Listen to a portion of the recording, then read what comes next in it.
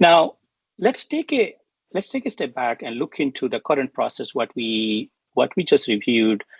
What is the path forward in this as the Gen AI becomes a sort of standard technology, and there are a lot of innovation going on. But there has to be the technology has to be implemented in a way that is much more responsible, as well as is validation done without cutting any corner. Meaning, so let's start with the first point, where it used to take 2 years of understanding the regulatory update. So let's take a look into the ISO 27002 or NIST framework, or as well as some of the AI framework that has come up recently, and but also the existing regulatory framework from CFPB.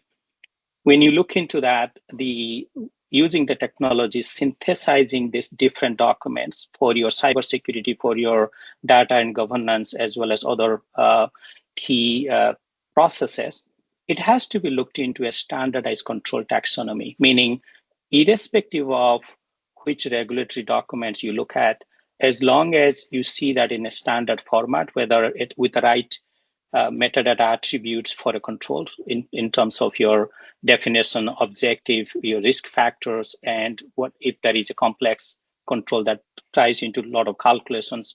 It also tells about how to replicate that.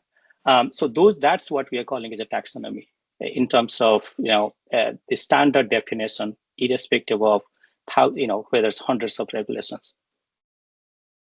Now, taking that the taxonomy and then sort of mapping that into your the existing procedural document I just mentioned in the previous slide, and bringing that automation where based on the control taxonomy, the technology is available today with help of Gen AI, but some of the algorithm that can be developed to say which document policies that you are out of compliant. It'll tell you your score of that policy, whether it's you are 50% compliant or 70%, and tells you which specific text has to be updated.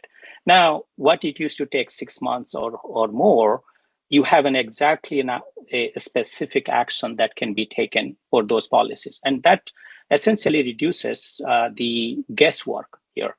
Now, who needs to update those policies? That doesn't go away. That has to be done by the governance team or your risk team. That's because they bring the institutional knowledge.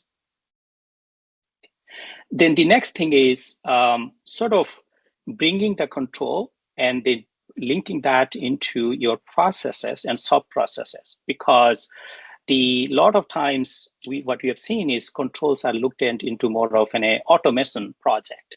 Yes, it is an automation project, but there is a core to that. It also has to define which process it impacts your organization, department, and within the department, like let's say consumer division, you have a credit card. Within credit card, whether it's in a KYC or if it is in a interest rate calculation, these are all the process and sub-process it has to be associated. Now, whatever the data that is needed to supply to the control assessment has to be connected in terms of the database or wherever the data resides.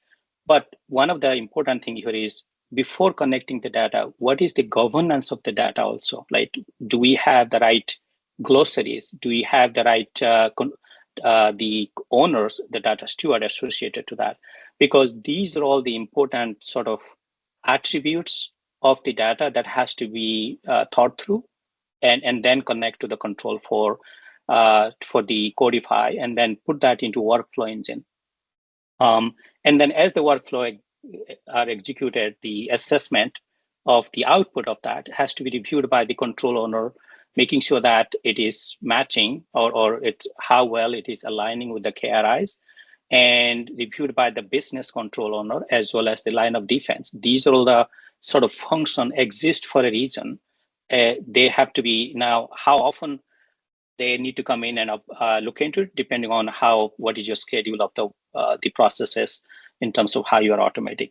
So once that is sort of designed and then executed, the review, it becomes like in a workflow engine with a schedule and continuous review.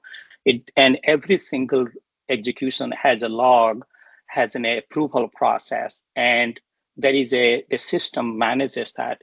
You sort of move away from talking or bringing the results and control from spreadsheet and different log into a systematic way, and everything is auditable also, right? So that sort of is what we are talking about. Now, if it's done right, then what it used to take almost three years on average, it brings down to 3 months or less if it is designed well.